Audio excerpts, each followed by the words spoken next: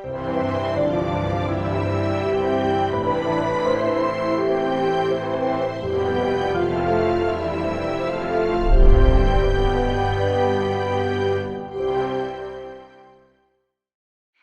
합당한 열매를 맺자라는 말씀으로 우리에게 은혜 주시는 말씀.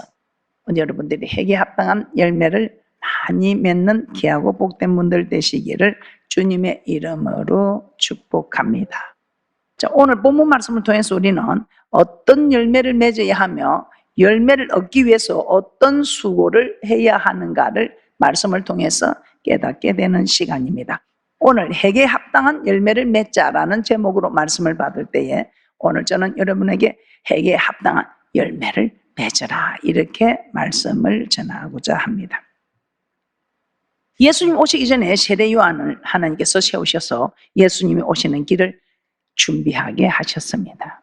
그런데 이 세례 요한이 무엇이라고 외쳤습니까? 회개하라, 천국이 가까웠느니라 이렇게 외쳤습니다. 천국이 가까웠다. 천국을 소유하고 싶은 사람은 회개하라 이 말이죠.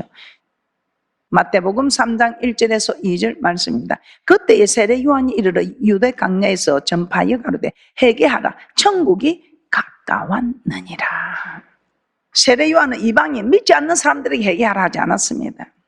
이스라엘 백성들, 하나님의 백성들에게 회개하라고 하셨던 것입니다. 그래서 오늘 우리에게도 하나님께서 오늘 이 복된 말씀 우리에게 회개하라, 천국이 가까웠다. 그럼 이 회개는 무엇입니까? 회개는 돌이킨다는 뜻입니다. 돌이킨다. 뭘 어떻게 해요? 어디로 돌이킨다는 것일까요? 그래서 마가복음 1장에 보면 세례 요한이 잡힌 후에 예수님께서 갈릴리 오셔서 하나님의 복음을 전파해 말씀하실 때에 뭐라고 하신가? 우리 예수님도 회개하라 이렇게 말씀합니다. 그러면서 회개하라 그 말씀 뒤에 무엇이라고 하는지 마가복음 1장 14절에서 15절 말씀을 한번 보도록 하겠습니다. 마가복음 1장 14절에서 15절 말씀입니다. 요한이 잡힌 후에 예수께서 갈릴리에 오셔서 하나님의 복음을 전파하여 가라사대 때가 찼고 하나님 나라가 가까웠으니 회개하고 복음을 믿으라 하시더라. 회개하고 복음을 믿으라. 이 복음을 믿으라 이 말은 복음에 순종하라는 말이죠. 이 복음은 하나님의 말씀입니다. 그러므로 회개란 하나님의 말씀에서 떠난 삶에서 돌이켜 하나님의 말씀에 순종하는 삶을 살라는 것입니다. 회개하고 복음을 믿으라. 회개하고 돌이키라. 복음을 믿으라. 복음에 순종하라. 하나님의 말씀에 순종하라. 그래서 아직도 우리가 머뭇거리고 있는 일들, 아직도 하나님의 말씀에 순종하지 못하고 있는 이 일들에서 우리 하나님께서는 돌이키라.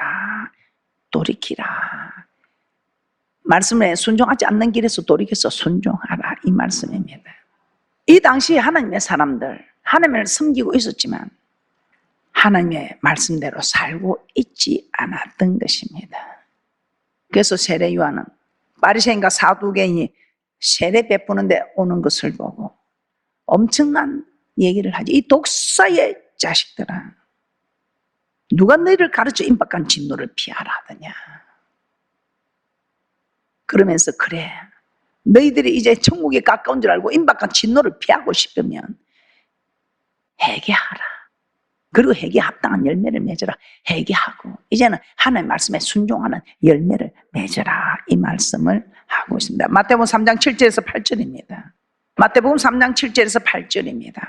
요한이 많은 바리새인과 사두개인이 세례 베푸는 데 오는 것을 보고 이르되 독사의 자식들아, 누가 너희를 가르쳐 임박한 진노를 피하라 하더냐. 그러므로 회개에 합당한 열매를 맺고.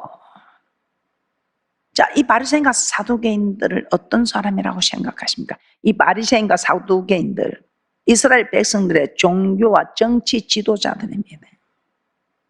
이들은 누구보다 하나님의 말씀을 잘 알고 있는, 그러나 하나님의 말씀을 잘 알고는 있으나 그 말씀을 잘 지키지는 않았던 것 같습니다.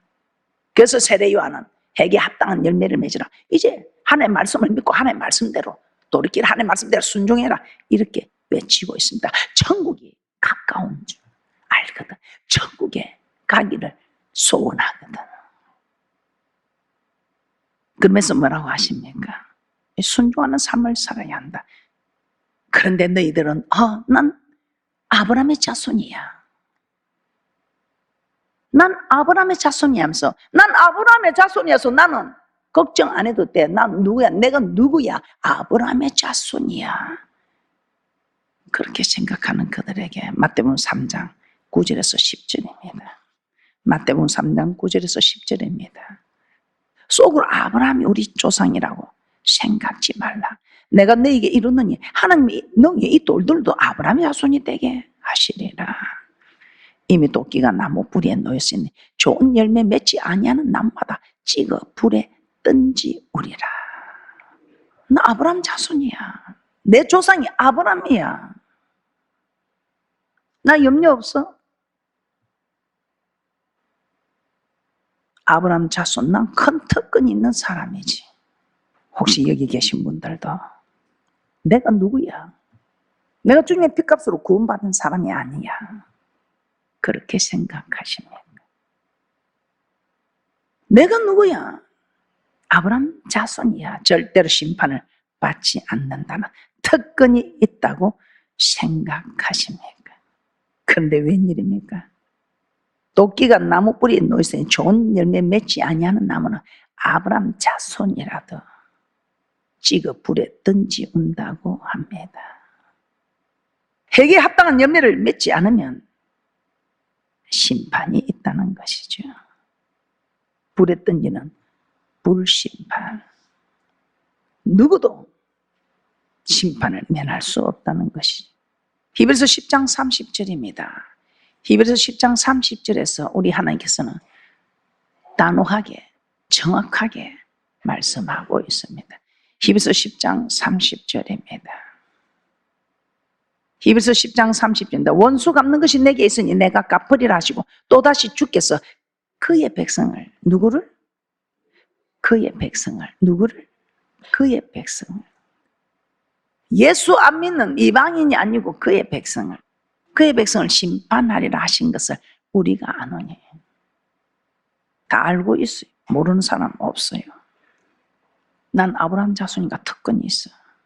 난 예수 피로 구속받은 사람이야. 특권이 있어. 그런데 그 특권 있는 백성에게 심판하리라. 합당한 열매를 맺지 않으면 심판을 피할 수 없다는 것이죠. 자, 그러면 핵에 합당한 열매를 맺으면 어떻게 해야 할까요? 마태복음 3장 11절입니다. 마태복음 3장 11절입니다. 나는 너희로 회개케 하기 위해 물로 세례를 주거니와 내 뒤에 오시는 이는 나보다 능력이 많으시니 나는 그의 신을 들기도 감당치 못하겠노라. 그는 성령과 불로 너희에게 세례를 주실 것이요. 세례 요한이 말합니다. 내 뒤에 오시는 이는 능력이 많아서 누구를 말씀합니까? 예수님을 말씀합니다. 이 예수님은 너희에게 성령과 불로 세례를 주실 것이다. 이 성령 세례를 받고 불로 세례를 받는 것을 안다면 핵에 합당한 열매를 맺기가 쉬워진다 이 말이죠. 아, 이 핵에 합당한 열매를 내가 꼭 맺어야 되겠구나 결단을 하게 되겠지요. 자, 성령 세례, 우리가 너무나 잘 알고 있는 이 성령 세례. 이 성령은 진리의 성령이라고 하였습니다. 그래서 이 성령 세례를 받으면 이 성령 우리를 진리 가운데로 인도합니다. 요한복음 16장 13절입니다. 이 성령을 받으면 나도 모르게 자꾸만 진리 가운데로 인도되어진다 이 말입니다. 왜? 성령님이 진리의 영이기 때문에. 그래서 성령 받으라, 성령 받으라. 요한복음 16장 13절입니다. 요한복음 16장 13절입니다. 그러나 진리의 성령이 오시면 그가 너희를 모든 진리 가운데로 인도하시니 그가 자의로 말하지 않고 오직 듣는 것을 말하시며 장래일을 너에게 알리시리라. 우리 하나님께서 진리 가운데로, 성령 하나님께서 진리 가운데로. 왜냐하면 성령은 진리의 영입니다. 이 진리가 무엇입니까? 하나님의 말씀입니다. 요한복음 17장 17절에서 진리로 거룩하게 앞서서 아버지의 말씀은 진리니이다. 하나님의 말씀은 진리다 이 말이에요. 그래서 말씀 가운데로 인도한다 이 말이에요. 너무나 잘 알고 있는 우리 예수님의 제자들 보겠습니다. 성령 받기 전에 예수님이 내가 가야 되는 일들을 말했을 때 절대로 예수님을 부인하지 않겠다고 혼장담했습니다. 그런데 막상 예수님 앞에 가시다 모두 부인하고 도망갔습니다. 특별히 베드로는 3번이나 예수님을 모른다고 부인했습니다. 다른 사람은 다 떠나도 예수님 저는 떠나지 않습니다. 그렇게 영생의 말씀이 있으면 내가 어디로 가오리가 했던 그 베드로, 혼장담한 베드로 3번이나 부인했습니다. 절대로 주님을 떠나지 않겠다고 혼장담한 베드로, 말고의 길을 쳐버렸던 베드로. 그런데 예수님 잡혀가니까 그 계집종 비자 앞에서 3번이나 부인했습니다. 그렇게 혼장담한 베드로가, 우리는 혼장담도 못하는데요. 그런데 웬일입니까? 주는 그리스도시요 살아계신 하나님의 아들이라고 고백했으면 성령을 받아야 되는데 우리 예수님께서 그런 베드로에게 성천하시면서 예루살렘을 떠나지 말고 성령을 받으라, 성령을 받으라, 성령을 받으랍니다. 이미 고백했습니다. 성령을 받은 사람에게 우리 하나님께서 그 제자에게 성령을 받으라 하겠습니까? 그런데 예수님께서 가시면서 성령을 받으라. 그래서 예루살렘을 떠나지 않고 기도했더니 성령이 임하자 이 베드로 어떻게 합니까? 이 예수님이 떠나신 후 이제 성령을 받았습니다. 이 성령을 받으니 웬일입니까? 계집종 앞에서도 3번이나 부인한 그 베드로가 이제는 나가서 담대히 예수님의 부활과 복음을 외치고 있습니다. 그리고 공에 잡혀갑니다. 그곳에서 이스라엘 가는가 장로와 서기관들로부터 예수님이 부활하였다는 것과 예수님의 복음을 전하지 말라며 핍박과 위협을 받게 됩니다. 그때 어떻게 합니까? 계집종 앞에서도 나는 결코 모른다 부인했던 그가 이스라엘 가는가 장로와 서기관들 앞에서 사도행전 4장 19절에서 20절입니다. 사도행전 4장 19절에서 20절에 이렇게 말씀합니다. 베드로와 요한이 대답하여 가로되 하나님 앞에서 너희 말 듣는 것이 하나님 말씀 듣는 것보다 옳은가 판단하라. 우리는 보고 들은 것을 말하지 아니할 수 없다 하니. 며칠 전만 해도 계집종 앞에서 부인한 그 베드로가 이제 이스라엘 백성의 지도자들 앞에서 내가 너희 말 듣는 것보다 하나님 말씀을 듣는 것이 옳지 않겠느냐 너희들이 판단해 보라 합니다. 이렇게 할 수 있던 것이 무엇입니까? 우리 하나님께서 베드로에게 성령이 임하게 하셨어요.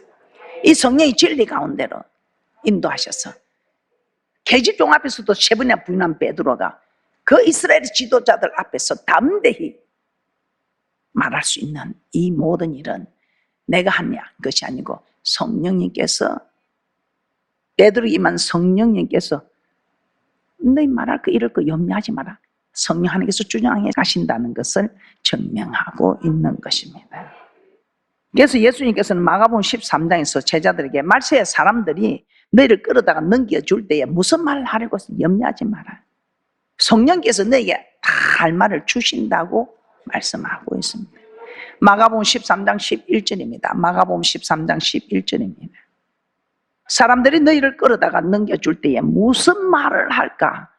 미리 염려치 말고 무엇이든지 그 시에 너희에게 주시는 그 말을 하라. 말하는 이는 너희가 아니요 성령이시니라. 우리가 힘들고 어려울 때 우리 힘으로 그 힘들고 어려운 가정을 감당하기 어렵습니다.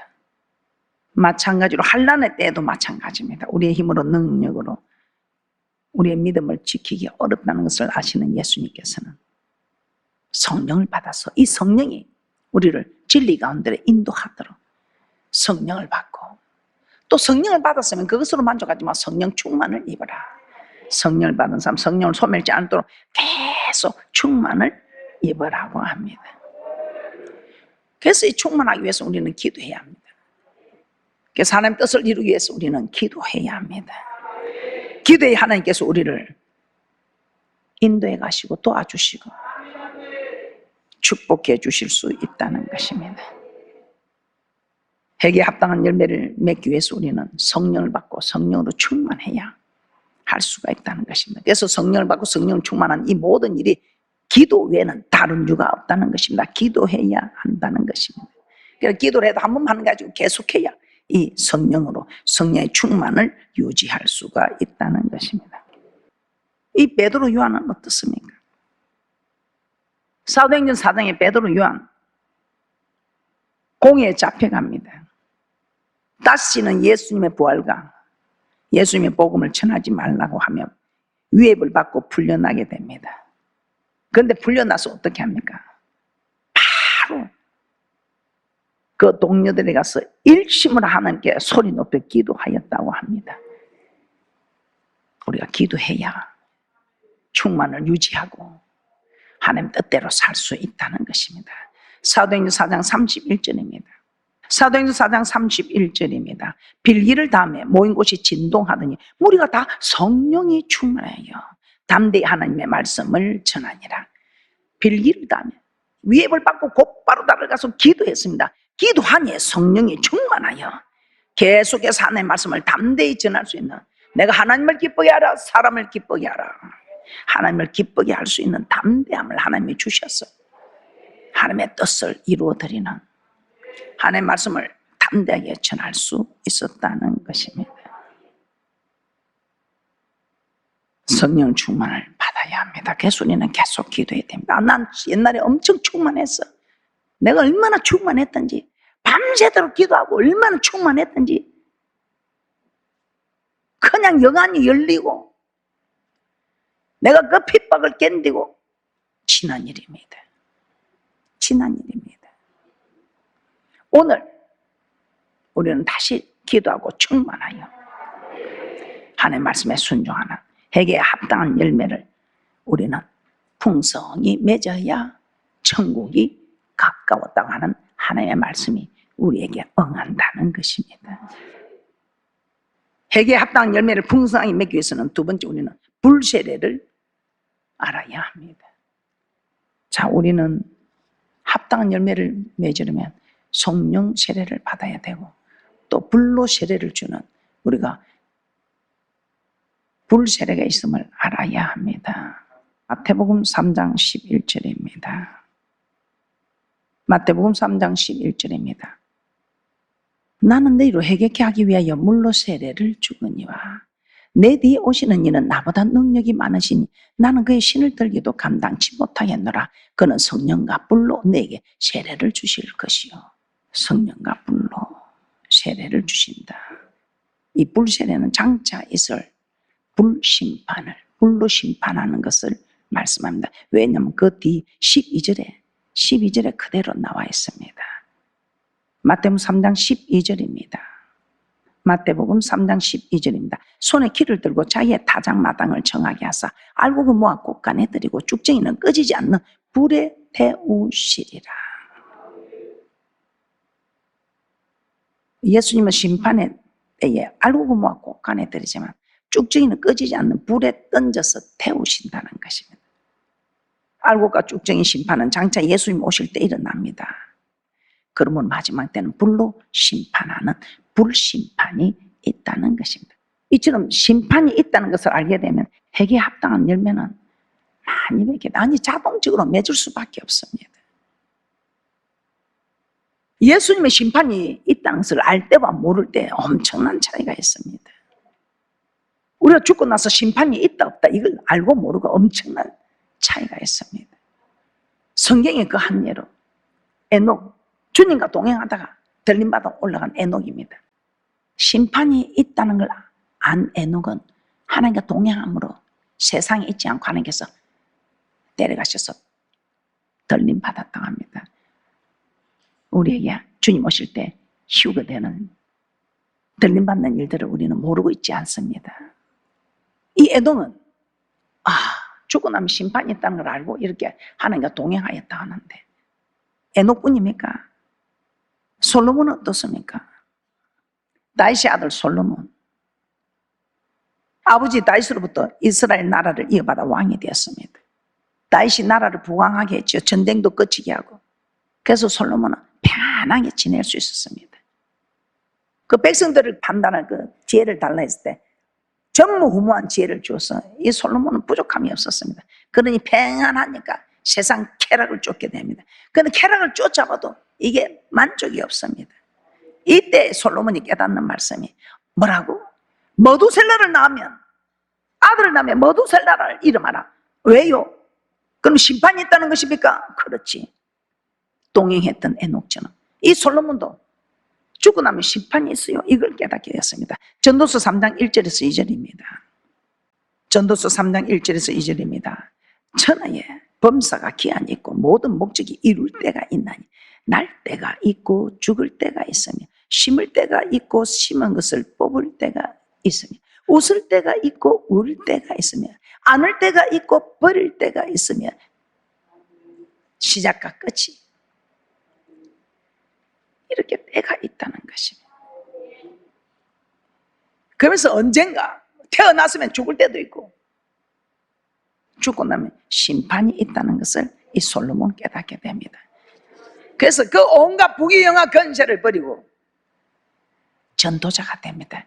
지금 우리처럼 목사가 된 것이지요. 왜 그랬을까요? 전도서 12장 14절입니다. 전도서 12장 14절에 심판이 있다는 것을 알았기 때문에 에녹처럼 심판이 있다는 것을 알았기 때문에 전도서 12장 14절입니다. 하나님은 모든 행위와 모든 은밀한 일을 선악간에 심판하시리라.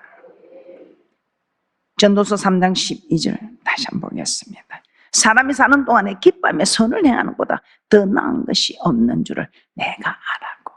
이 선은 에베소서 2장 10절에 지으신 목적, 우리를 지으신 목적입니다.